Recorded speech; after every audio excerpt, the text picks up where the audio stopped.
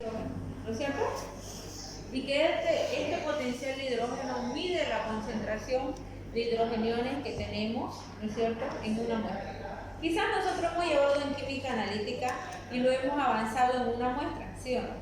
En una muestra química. Pero ya aquí vamos a hablar de un equilibrio ácido-base regulando el pH plasmático. Ya estamos hablando de cuánto es el pH que tenemos en circulación, ¿no es cierto?, en nuestro plasma sanguíneo.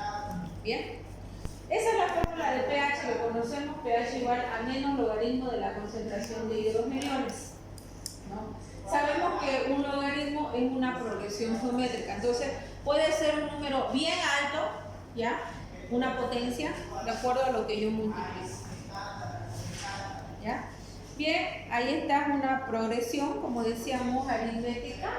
Ahí vemos un ejemplo con manzanitas, ¿no? Puedo usar decimales, ¿no?, de 1 a 10, miren, y a 3000. Y ahí estoy hablando la relación que puede llegar a existir en una progresión aritmética y una progresión logarítmica. Acuérdense que el logaritmo hay de diferentes bases, ¿no es cierto? Hay de base 5, hay de las bases que yo quiera, pero mi calculadora se maneja con base 10. Cuando yo saco logaritmo, estoy manejando con base 10 en la calculadora, ¿ya? Por eso ahí pone la relación entre el pH y la concentración de hidrogeniones, justamente trabajando con base 10, por eso dice decimal, ¿ya? Bien. Entonces nosotros hemos avanzado que el valor de pH va de 1 a 14. Si estoy hablando de un pH de 1 a 6, digo que esa muestra o esa sustancia tiene carácter ácido. Si hablo de un pH 7, estoy diciendo que esa muestra, esa sustancia tiene un carácter neutro. Y si hablo de 8 hacia 14, estoy hablando que esa muestra tiene un carácter básico. ¿No es cierto? Bien. Entonces, el pH es una escala que me va a definir la acidez o la basicidad o alcalinidad de una solución. Esos son los conceptos previos que tenemos que manejar.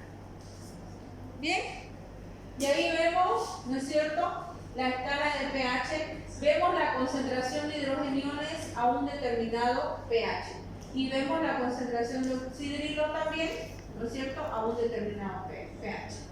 Entonces sabemos también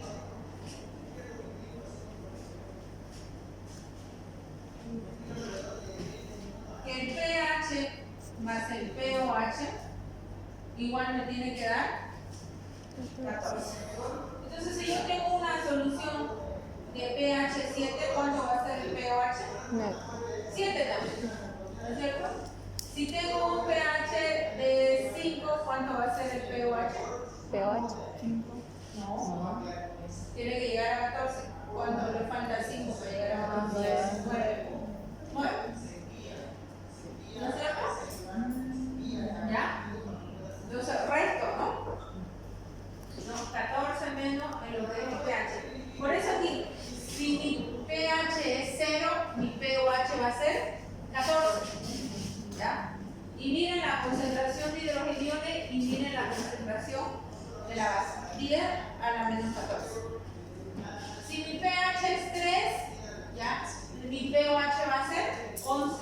Y acá va a ser 10 a la menos 3 y acá 10 a la menos 11. Y así voy a poder calcular la concentración de hidrogeniones y la concentración de oxidrilo que yo tenga en la solución.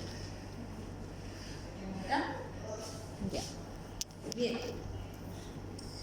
Bueno, aquí tenemos un cuadrito que me muestra una escala de pH. Parece que es la proyectora que hace que se vea así medio pelo, ¿ya? Si ustedes ven aquí la flechita, miren, el pH 14, allá me está mostrando dónde está mi flecha. Esperen, voy a habilitar mi pizarra.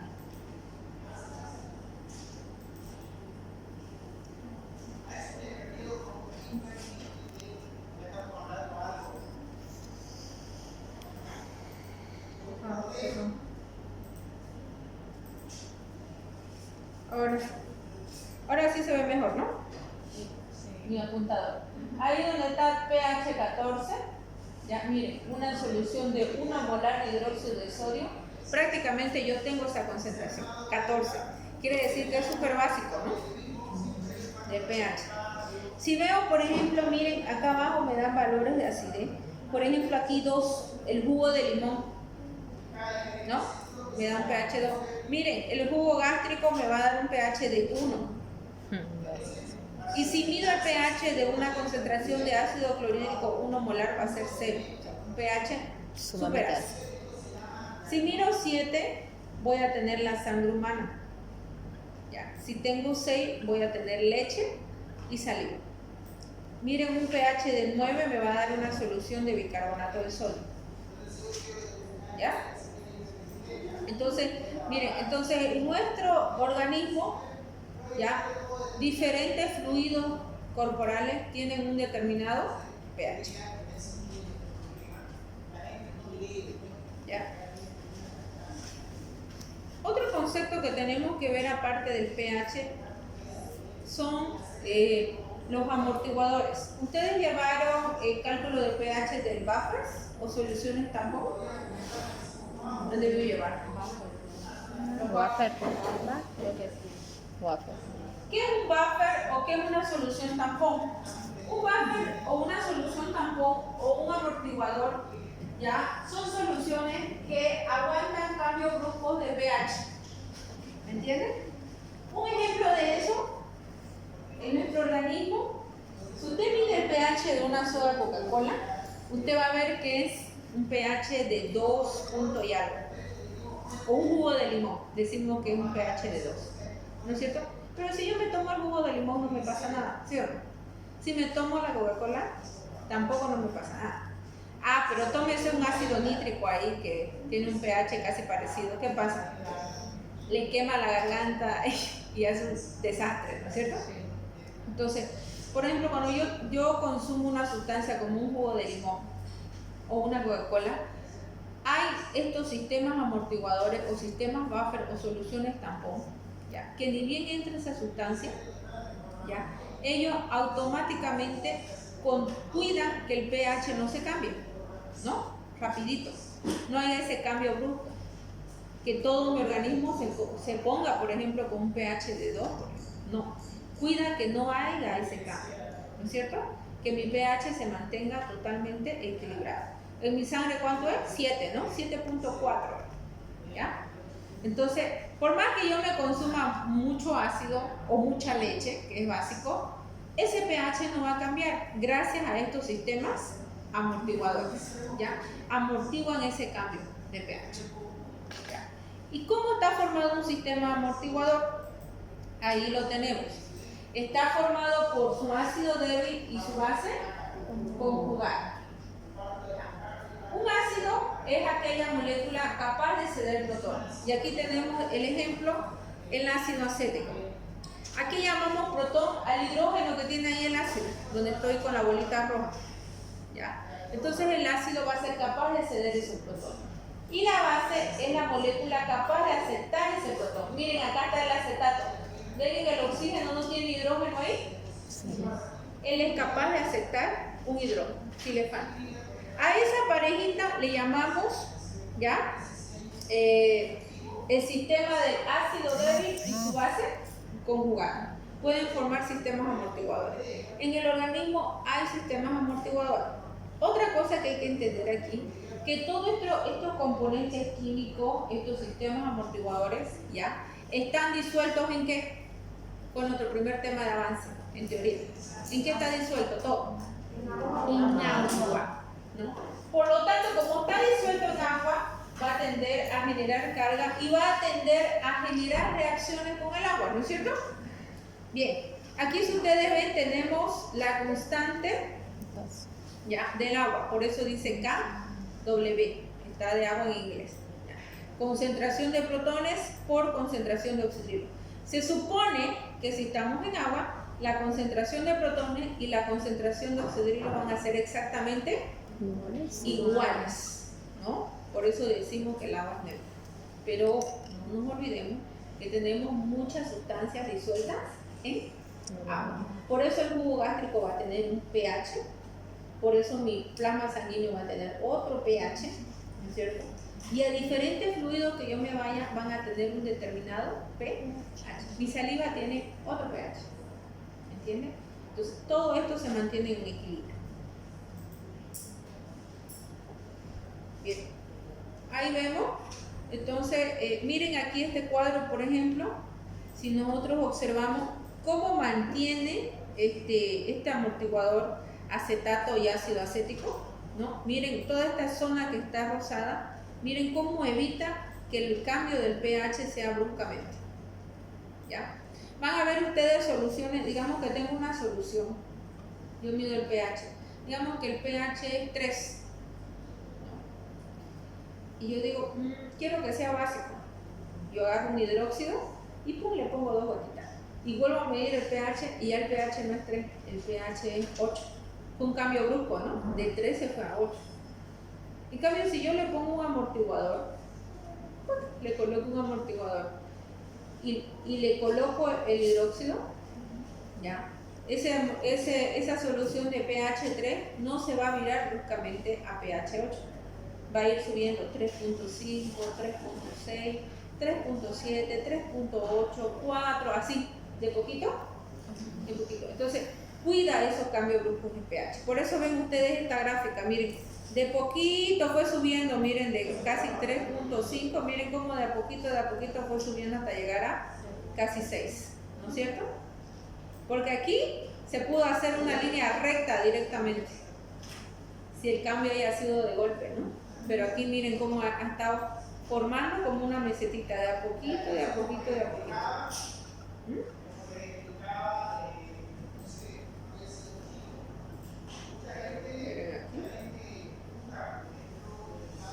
Ya.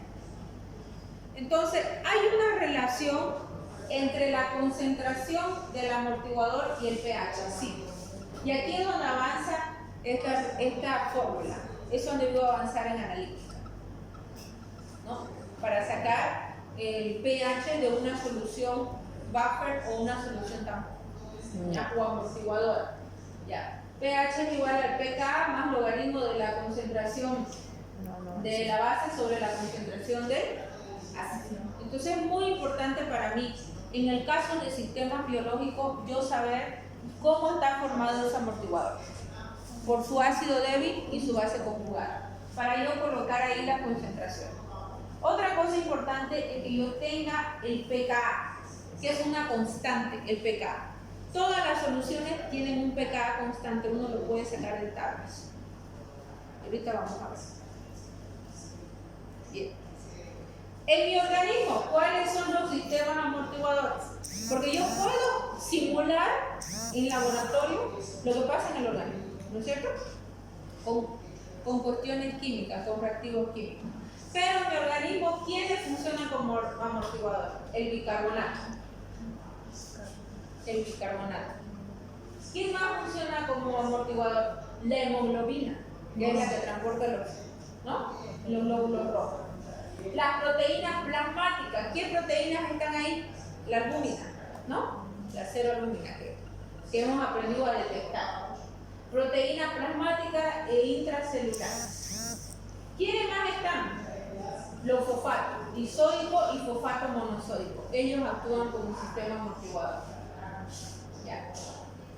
El sistema bicarbonato, ya, este de acá, este que está el último, está casado con el dióxido de carbono. Acuérdense que cuando hablamos de un buffer estamos hablando de dos cosas, el ácido débil y su base conjugada.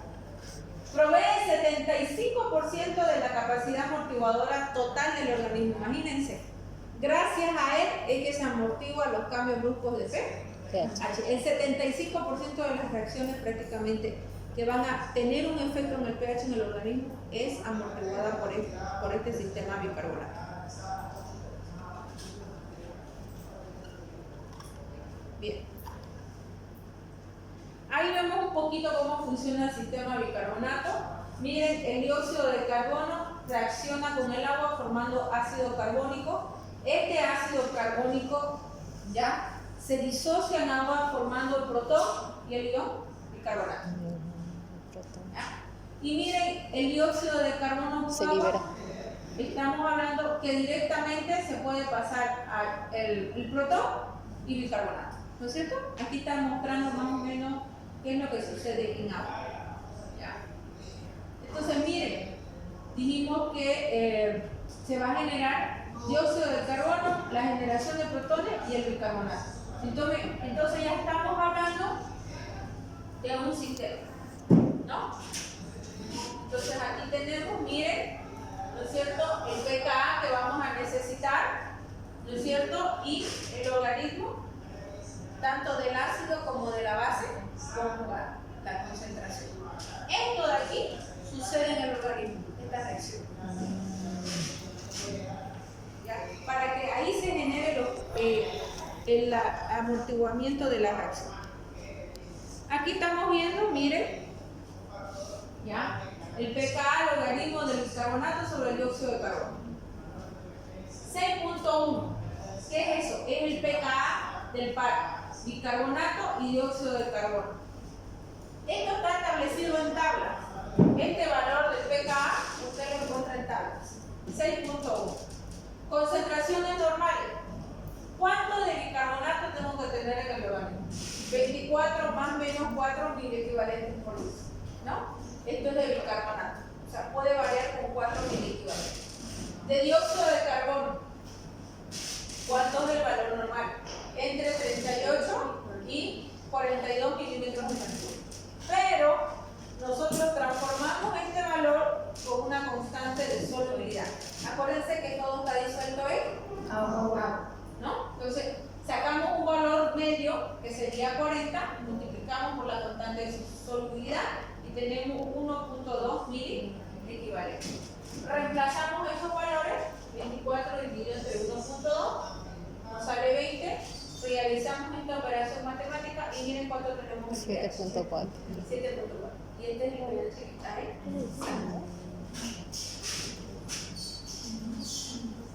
¿Ya? Bien.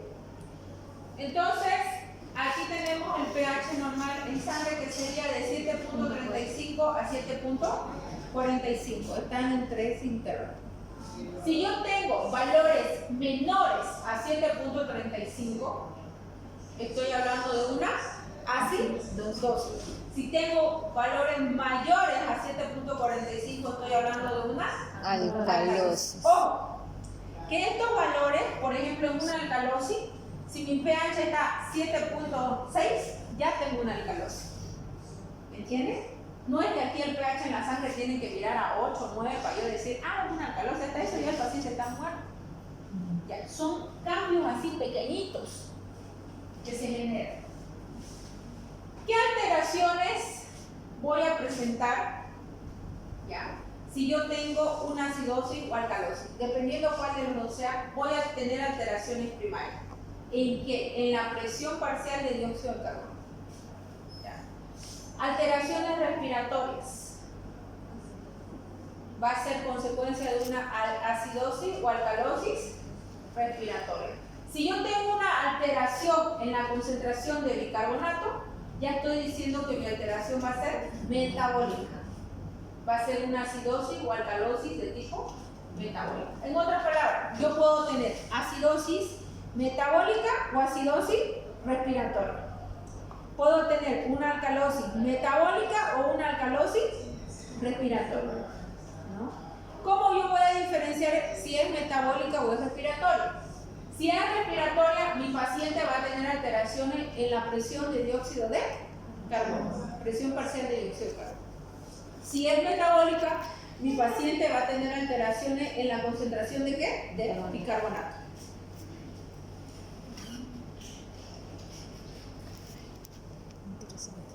Bien. Entonces aquí miren, estamos viendo alteraciones respiratorias. Estamos viendo de un paciente, miren, que tiene una presión parcial de dióxido de carbono elevada, ¿ya? Tiene de 50 milímetros de mercurio. ¿No? Sacamos por el coeficiente de solubilidad y miren, me sale 1.5. Miren el bicarbonato. El bicarbonato está normal, ¿lo ven? Está 24. ¿Qué se alteró en el paciente? La presión parcial de dióxido de carbono. Se aumentó, miren. El pKa se mantiene, porque estamos hablando del pKa del sistema amortiguador bicarbonato dióxido de carbono, 6.1. Y mire cuánto nos sale el pH del paciente. 7.3. Ya mi paciente tiene una acidosis de tipo respiratorio. Miren que el pH no fue un full cambio.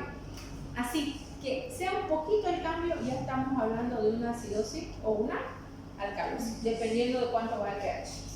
Miren una alcalosis respiratoria. Disminuye la presión parcial de dióxido de carbono en mi paciente. ¿Cuánto tiene? 30. Hago mi cálculo con el coeficiente de solubilidad. Miren, el bicarbonato se mantiene normal, 24. ¿Cuánto me sale el dióxido de carbono? 0.9. Mi pKa se mantiene normal. ¿Cuánto me sale el pH? 7.51. Ya mi paciente tiene una alcalosis de tipo respiratorio. Entonces, siempre que ustedes quieran saber si es una acidosis o alcalosis respiratoria, ¿qué es lo que se va a enterar? La presión parcial de dióxido de carbono. Si aumenta la presión parcial de dióxido de carbono, no estoy hablando de una acidosis respiratoria. Si disminuye la presión parcial de dióxido de carbono, estoy hablando de una alcalosis respiratoria.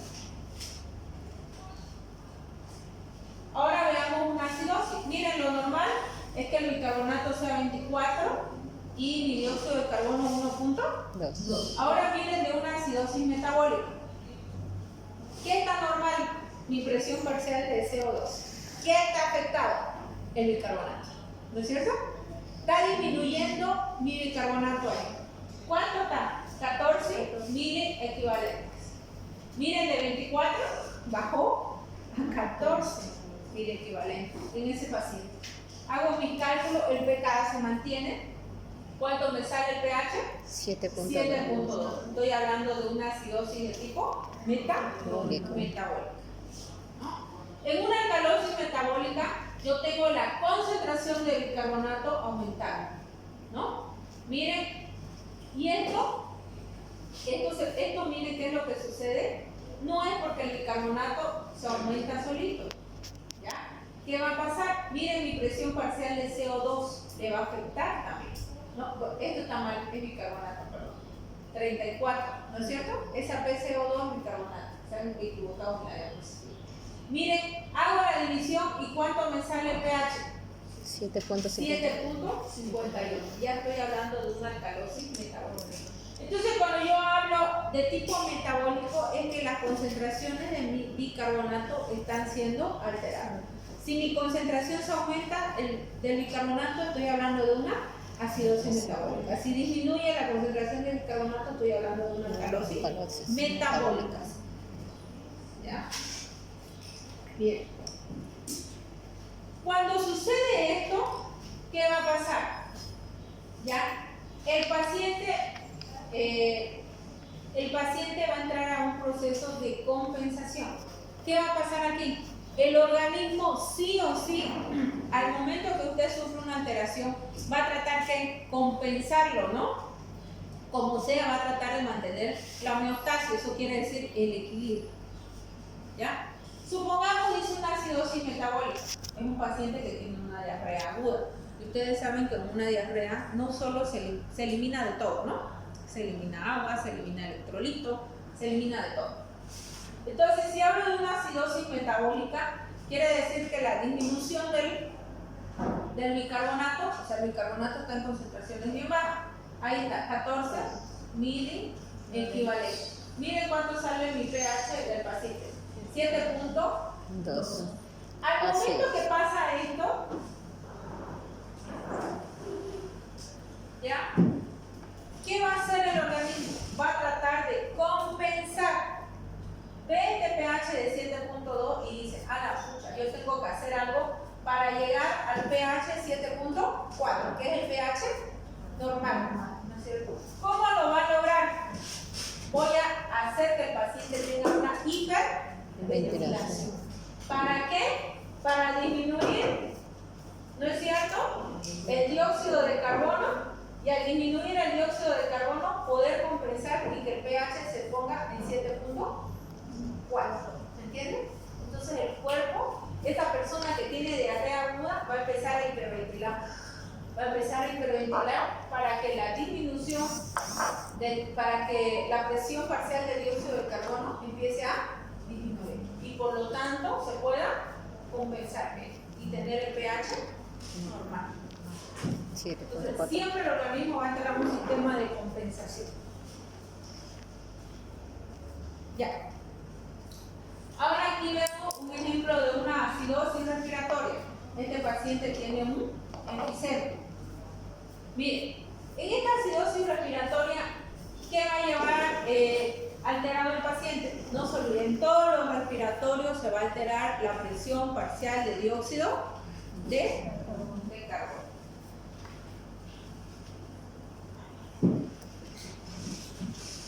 Miren, entonces aumenta la presión parcial de dióxido de carbono, ¿no es cierto? Tiene 50, ¿ya? Miren, el bicarbonato se mantiene normal. ¿Y qué va a pasar aquí? El pH me da 7.3, me va a dar una acidosis respiratoria. Al momento que pasa esto en el organismo lo va a tratar de compensar, ¿no? ¿Cómo lo va a recompensar? Haciendo una retención de bicarbonato. El riñón no va a excretar bicarbonato, lo va a retener porque tiene que compensar esa acidosis. Miren, ¿qué va a pasar? Aumenta la concentración de bicarbonato. Lo normal es 24, pero ¿hasta cuánto se va? Como el riñón lo retuvo, ¿a cuánto va a subir? A 30, ¿cierto? Va a subir a 30 ¿para qué? Para lograr compensar y que mi pH se mantenga en 7.4. ¿Entienden? Así se juega.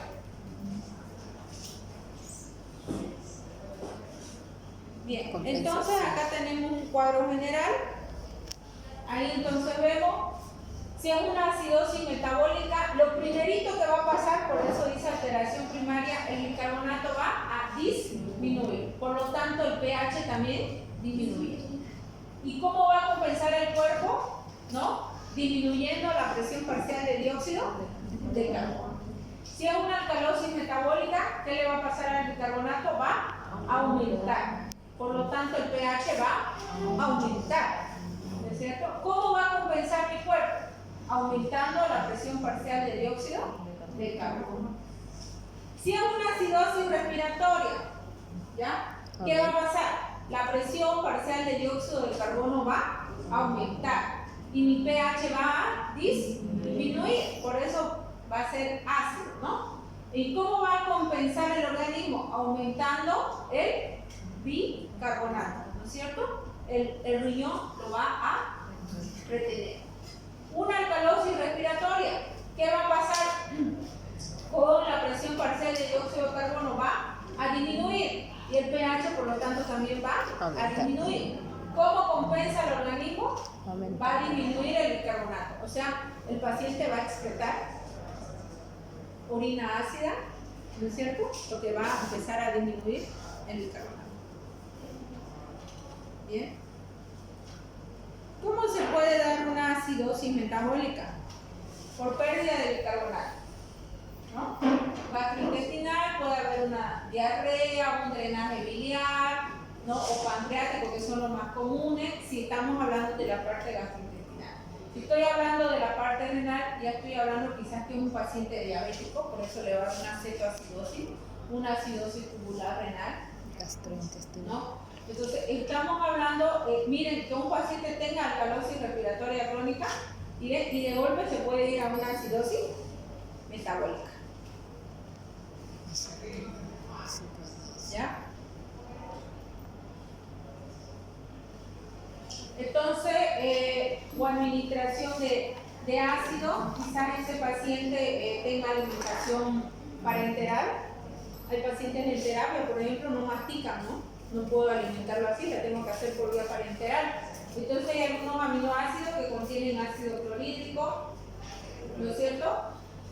O quizás que mi paciente haya tenido una alcalosis metabólica y yo administre ácido clorhídrico, obviamente no el concentrado,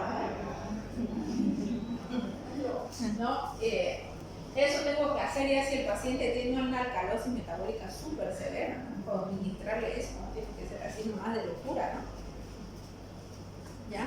Y la disminución de la excreción renal de hidrogénidos, ¿no? Ahí puede ser igual que el paciente tenga alguna afección renal y por lo tanto eso va a producir una acidosis pulmonar.